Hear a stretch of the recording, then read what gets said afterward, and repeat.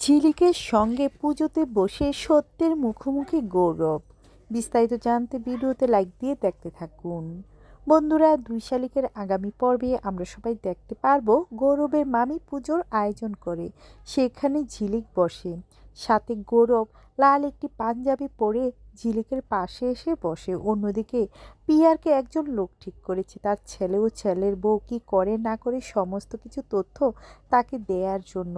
ওই লোকটা যখন আশ্রমে যায় আখিকে দেখতে পায়, দেখে তো পুরো চমকে যায়, কারণ সে ভাবতেও পারছে না একই চেহারার মেয়ে দুজন, তাও আবার পিয়ারকের ছেলের বউ একজন আরেকটি অন্য কেউ। মুহূর্তের মধ্যে তার মাথা ঘুরে যায়। সে সেটা পিয়ারকে জানায়। অন্যদিকে যখন গৌরব ঝিলিকের সঙ্গে পুজোতে বসে ঠিক তখনই গৌরবের মাথা পুরো ঘুরে যায়, বুঝতেও পারছে না হঠাৎ করে কেমন করে আখি পুজোর মন্ত্র পড়া ভুলে গিয়েছে। ঠিক তখনই সন্দেহ হয় গৌরবের। গৌরব বলে, না, আমাকে সমস্ত কিছু লক্ষ্য রাখতে হবে। কেন যেন মনে হচ্ছে সে আসল নয়, সে নকল আঁখি। এবার গল্পে যদি এমনটা ঘটে, আপনাদের দেখতে ঠিক কেমন লাগবে কমেন্ট করে জানিয়ে দিন। ভিডিওটি ভালো লাগলে লাইক করুন, চ্যানেলকে সাবস্ক্রাইব করুন। পরবর্তী আপডেট পাওয়ার জন্য আমাদের সঙ্গেই থাকুন। ধন্যবাদ সবাইকে।